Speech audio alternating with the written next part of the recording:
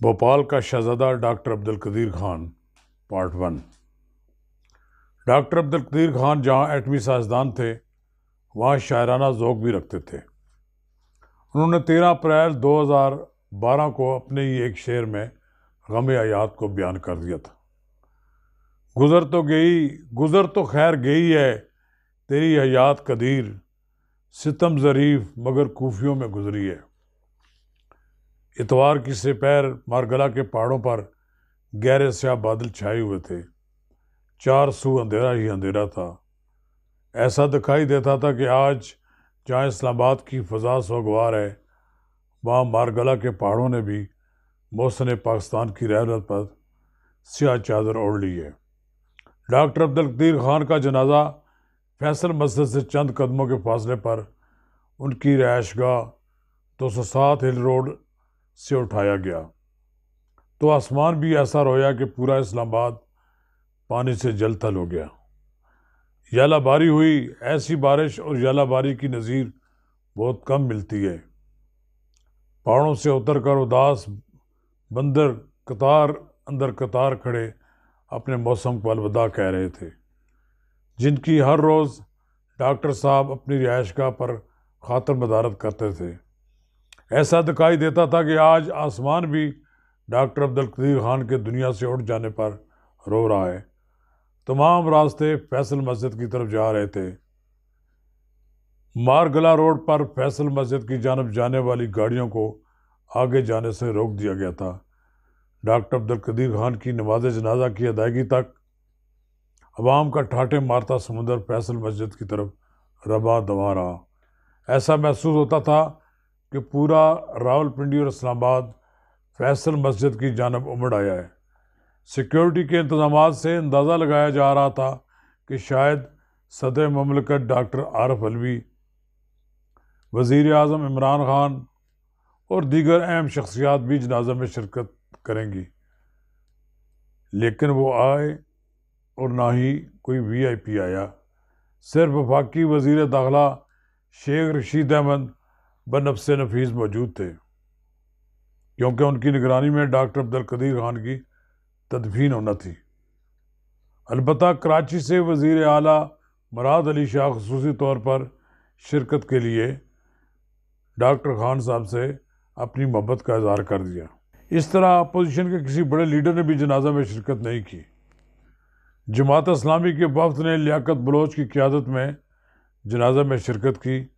بظاہر سیکیورٹی کے خصوصی انتظامات کیے گئے تھے، لیکن جنازے کے وقت بدنظمی دیکھنے میں آئی۔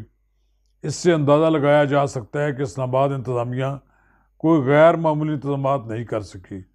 لاؤڈ سپیکر کا کوئی مناسب انتظام نہیں تھا، جس کے باعث متعدد لوگوں کو نماز جنازہ کی ادائیگی میں مشکلات کا سامنا کرنا پڑا۔ دور دور تک پھیلے ہوئے لوگوں تک جنازہ کی ادائیگی کی آواز ہی نہیں پہنچ سکی۔ جنازہ سے قبل سرکاری طور پر یہ تاثر دینے کی کوشش کی گئی کہ ڈاکٹر عبدالقدیر خان کی تدفین فیصل مسجد کی احاطہ میں جنرل ضیاء الحق کی قبر کے قریب کی جائے گی۔ دوسری طرف H8 قبرستان میں بھی قبر کی کھدائی کر دی گئی تھی۔ کنفیوژن کی فضا تھی، لیکن جنازے سے کچھ دیر قبل کہا گیا کہ ڈاکٹر عبدالقدیر خان کی فیملی کی خواہش کے مطابق تدفین کی جگہ انتخاب کیا جائے گا۔ اس سلسلے میں ڈاکٹر عبدالقدیر خان کے ایک خط کا بھی سہارا لیا گیا، جس میں یہ تاثر دیا گیا کہ ڈاکٹر عبدالقدیر خان نے خود H8 قبرستان میں تدفین کی خواہش کا اظہار کیا ہے۔ ڈاکٹر عبدالقدیر خان کووڈ-19 سے صحتیاب ہونے کے بعد اپنے گھر مقیم تھے۔ انہوں نے اپنی وفات سے ایک ہفتہ قبل ایک خط لکھا تھا، جس میں انہوں نے اپنی تدفین کے لیے جگہ کا انتخاب کیا تھا۔ ایسا لگتا ہے کہ ڈاکٹر عبدالقدیر خان کو اپنی روانگی کا پیغام مل چکا تھا۔ انہوں نے اپنی فیملی کو اپنے فیصلے سے آگاہ کر دیا تھا۔ حکومت کی طرف سے یہ تاثر دیا گیا کہ حکومت ڈاکٹر صاحب کی تدفین فیصل مسجد کی احاطہ میں کرنا چاہتی ہے۔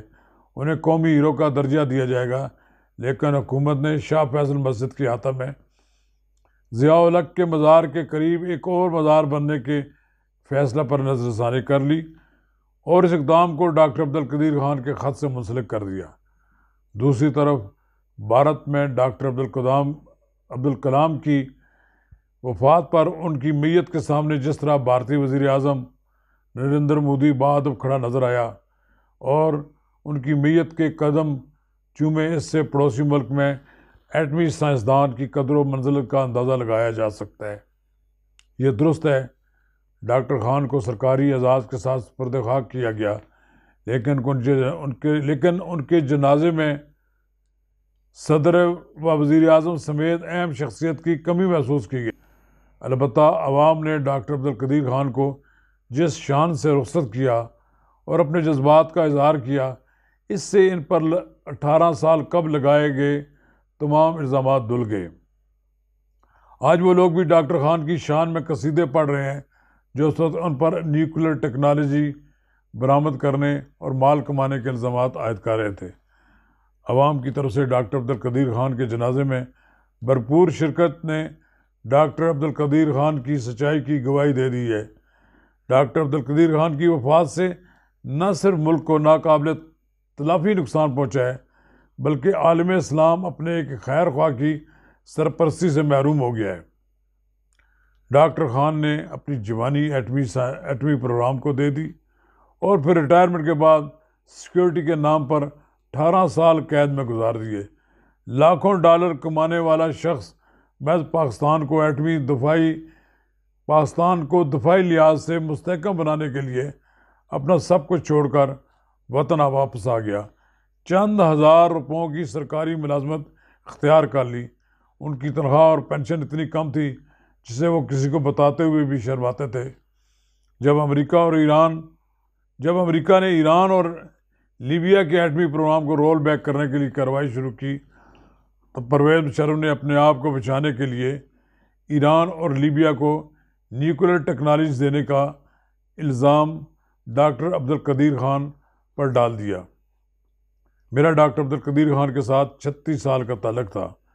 میں نے ڈاکٹر عبدالقدیر خان سے بارہا یہ پوچھا کہ آپ نے پرویز مشرف کے دباؤ اور چودھری شجاعت حسین کے اسرار پر کیوں یہ الزام اپنے سر لیا ہے؟